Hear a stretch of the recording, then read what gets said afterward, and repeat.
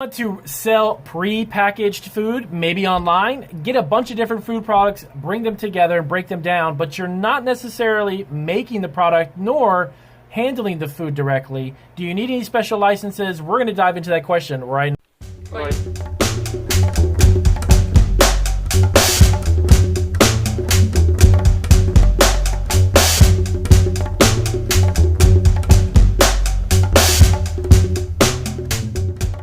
This is Damien, of course, from Marketing Food Online. I hope you guys are having a great day. So I want to explain to you how it works when you want to sell pre-packaged food, or you're looking to buy it in bulk, right? And you want to bring it to your customers, but you're going to break it down and potentially mix it with other types of pre-packaged food products. Now, the only thing that comes to mind when I think about this is traditionally kind of like subscription boxes in a sense, is if you want to bring together a handful of snacks, maybe a handful of different meat jerkies, maybe different protein bars, maybe some health bars, nutritional bars, or something to that effect, and you're going to buy them in a big package. You want to break them down, put them back together in a sense, and then sell that as a product. So what exactly do you need to do to make that happen? Okay, number one, the biggest question I always ask you is, where are you going to do this? Okay, if you're going to do it from home, you're going to need to check your Cottage Food Law within your state.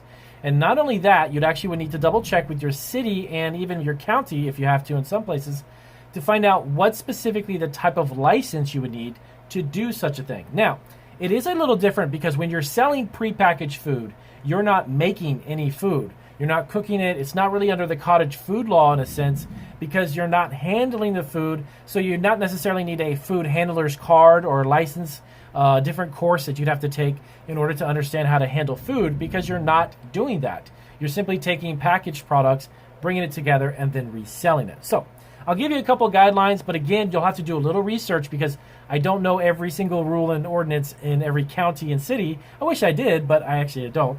But if within your state, and let's say you're in Texas, you want to find out within the county and city within the Texas county that you live, how that can work and how that would be possible from home. And you definitely want to, number one, incorporate yourself. You got to do that as a business. I highly recommend it. You don't need to go about this without being incorporated, because you can actually get into some serious trouble if someone does get sick or there is a reaction or some allergic reaction to the food, even though you're not actually making it, okay? So incorporate yourself as a business. Make sure you have the right business license to actually conduct business in the county, and get a sales certificate from the state. You may need to also collect sales tax on those transactions. Normally that is within the state that you have a physical location in. If you're selling it within Texas, for instance, you'd have to collect sales tax and remit that, send it to the state. That's normally done either every month or quarterly. So check with your state about the sales tax collection and what is expected. The other thing is to make sure that you're allowed to do it within your home. Now, as I mentioned before, if you're going to start from home and do this, there's a good likelihood that you could, because it's not necessarily producing a food product under the Cottage Food Law. So you could create a website online, have a dedicated space either in your home or maybe even your basement. If you have a basement that you can turn into a business, that's even better, okay?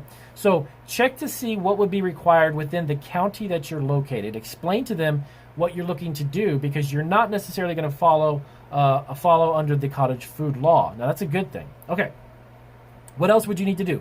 You need to get insurance. Believe it or not, yes, insurance. Why? You're not handling the food. I got it. But you know what? You're still selling a food product. You're selling a product, and you're a business.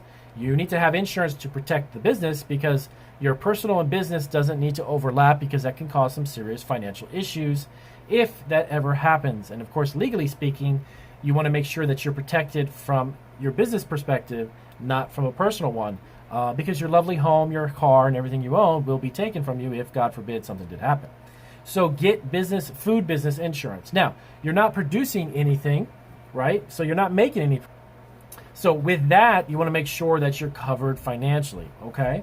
Now, the other thing is you want to I would seriously recommend, if you're going to do this, is to sit down with either yourself or your business partner, if it's somebody else doing it with you, is to create a business plan, okay? To map out an idea of where you are, what you want to do, and what's it going to take to get to that point. Now, The reason why I say that is to just openly and blindly start buying a bunch of stuff and putting it together and create a website.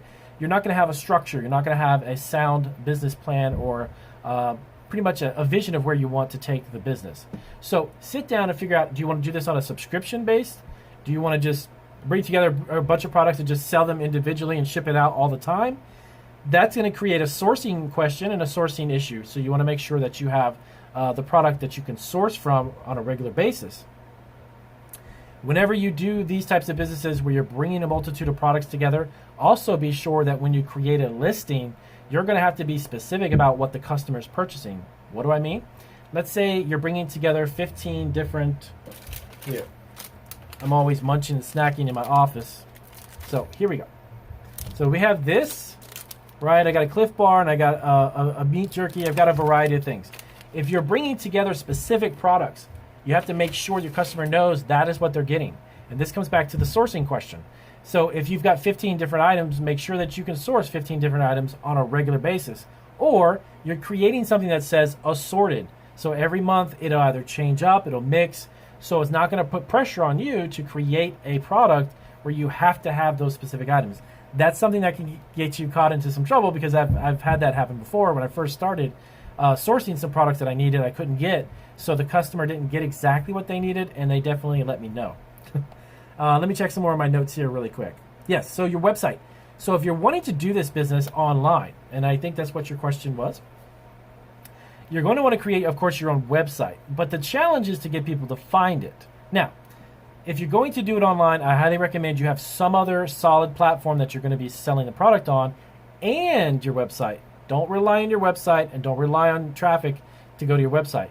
You could be dumping a lot of money, like you can pay for advertising and marketing to get people to come to the website, but that doesn't mean they're going to trust your product, know who you are, buy your product, and all of that. That doesn't mean anything. You could waste a ton of money on Facebook with ads. Nobody's going to buy something from your website. So if you get a good list, get some listings on eBay, get your product on Amazon, promote it on Etsy, somewhere along there, and then have a website to accompany that, you're going to be better off and you're going to make money. If you have just a website, I can just tell you, wish you good luck, and you probably won't make a lot of money unless you've got a lot of money to put into advertising, and that's just kind of a circle that goes around and around. So those are the tips I would give you if you're looking to sell prepackaged foods. Can you do that? Yes. Do you have to be in a commercial kitchen to do it? Maybe not necessarily, no. And I know that's kind of like an unanswered question. But you may not necessarily need to do that, because in some states you could probably do that actually from home, as long as you're not preparing food from home, okay? So with that being said, check out your local laws and ordinances and ask around and find out exactly what it is you can do. But yes, that is something you can do, and you can definitely repackage. I see that on Amazon, I see that on eBay, I see that everywhere. Walmart.com, there's sellers on Walmart that sell products. They just bring them together, create a packaged product, and then sell it again. Yes, you can of course do that. Yep. I'll see you on the next video. Take care.